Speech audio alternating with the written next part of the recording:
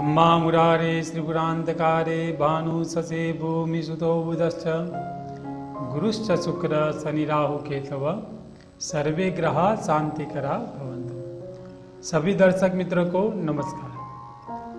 ज्योतिष आचार्य नयन पंड्या के साथ आप जुड़े हुए हैं एक ऐसे विषय के साथ जो हमारे जीवन में प्रगति, उन्नति और लाभ का पथ चिन्ह है। हमारे जीवन में सभी प्रकार का मंगल हो, इसीलिए आप मेरे साथ जुड़े हो ज्योतिष के विषय के साथ। गुरुजनों का कहना है कि ये ज्योतिष विषय है क्या। तो आज के समय में देखें कि जैसे जीपीआरएस कोई वाहन में लगा हुआ है तो वो हमें मार्ग देता है, वो हमें रास्ता दिखाता है और ये भी दिखाता है कि कहाँ ट्रैफिक जाम है और कहाँ रास्ता खुला हुआ है। तो सेम वे अगर हम ज्योतिष को भी देखें तो यही दृष्टि से हम आगे बढ़ सकते हैं। जीवन में अगर हमारे कहीं ना कहीं कार्य अटके हुए हैं, अगर हम सभी प्रकार की मेहनत से आगे बढ़ रहे हैं फिर भी हमारा काम नहीं हो रहा है, फिर भी हमारे जो मनोरथ है वो पूर्ण नहीं हो रहे, तो उसका यही अर्थ होता है कि कुंडली कहीं ना कहीं गड़बड़ वाली है, कहीं ना कहीं प्रॉब्लम वहां पे चल रही है। आप लोगों का मुझे प्यार मिल रहा है और आपके यही प्यार के कारण आज एक बार फिर से मैं ज्योतिष का मार्गदर्शन लेके आपके सामने प्रस्तुत हुआ हूं। हमने देखा कि 9 ग्रह द्वारा व्यक्ति का जीवन कैसा बनता है। अगर ग्रह अच्छे हैं तो कैसा फल मिलता है, अगर ग्रह की दशा अच्छी नहीं है तो व्यक्ति के जीवन में कैसा फल मिलता है। आज हम जो विषय लेके आ रहे हैं और 3-4 एपिसोड से हमारा जो विषय चल रहा है ये कुंडली के 12 भाव हैं, जिसमें ऋषि मुनियों ने व्यक्ति का जीवन दर्शित किया हुआ है। व्यक्ति के पहले स्थान में देखें तो उसका स्वभाव, इसका चरित्र, इसकी प्रकृति देखी जाती है। कुंडली के दूसरे भाव में हमने देखा कि व्यक्ति के जीवन में कुटुंब का सुख कैसा है और व्यक्ति का जीवन उससे कैसा, व्यक्ति को उससे कैसा लाभ मिलता है। तीसरे भाव में हमने देखा कि व्यक्ति के जीवन में पराक्रम कैसा रहेगा, उसके भाई बहन का सुख कैसा रहेगा। आज हम देखने जा रहे हैं कि कुंडली का चौथा भाव जो सुख भाव है, व्यक्ति का जीवन वैभवशाली हो, व्यक्ति के जीवन में सुख हो, तो कुंडली के अंदर ये स्थान देखना ही पड़ता है।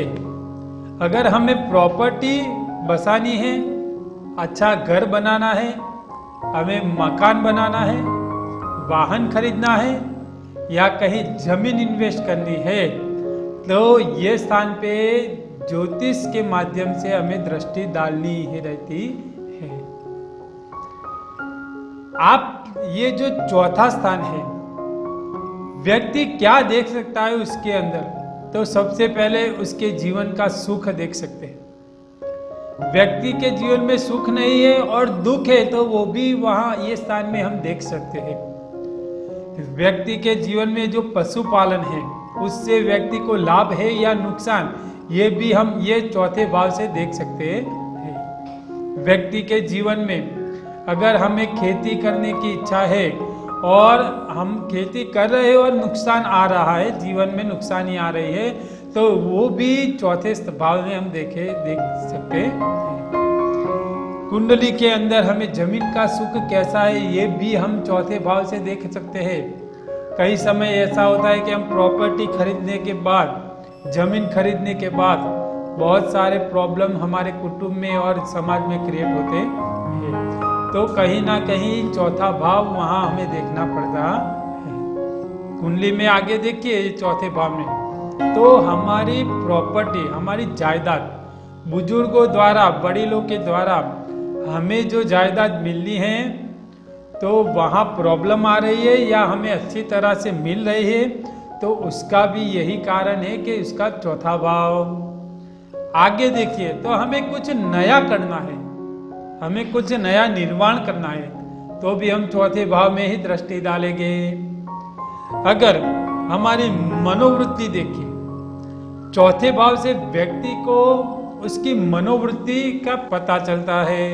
उसकी मनोवृत्ति क्या है, उसके मन में क्या चल रहा है, उसके जीवन में कितना सुख है, उसके जीवन में कितना दुख है, वो भी चौथे भाव से देखा जाता है। अगर व्यक्ति अच्छी तरह नींद नहीं ले पाता, चैन की नींद सो नहीं सकता, तो उसका भी यही कारण है कि चौथा स्थान उसका कहीं ना कहीं गड़बड़ है। आगे देखिए, तो उसका जो उपभोग है, यानी हम हमारी भाषा में बोले तो उसका मौज शौक, तो ये कैसा है जीवन में। अगर कोई अच्छा कार्य करते हैं और उसमें बाधाएं आती है, तो उसका कारण यही है कि चौथा स्थान कहीं ना कहीं दूषित है। व्यक्ति का रहन सहन कैसा है, व्यक्ति का साहस कैसा है, व्यक्ति का ऐश्वर्य कैसा है। अगर व्यक्ति के पास मान मिलता है, व्यक्ति को कहीं ना कहीं सभी समाज द्वारा, कुटुंब द्वारा मान मिलता है, तो ये क्यों मिलता है, तो वो देखना पड़ता है चौथे भाव में। व्यक्ति की कीर्ति क्यों फैलती है, अगर अच्छा करे फिर भी क्यों से लाभ यश नहीं मिल रहा, उसकी कीर्ति नाश हो रही है, तो ये भी हम देखते हैं चौथे भाव में। अगर व्यक्ति को वाहन की खरीदी करनी है, वाहन का सुख कैसा है, तो भी कहीं ना कहीं हम चौथे भाव में देखते हैं कि व्यक्ति को वाहन का सुख कैसा है।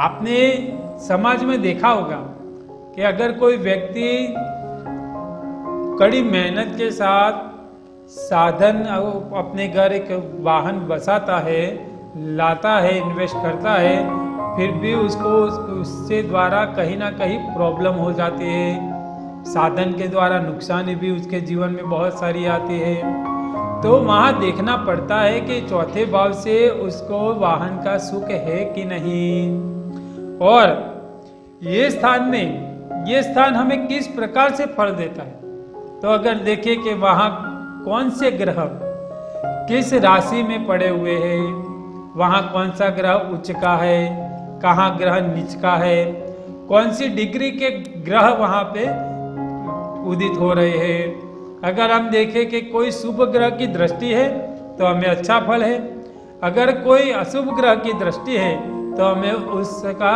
बुरा फल भी मिल सकता है।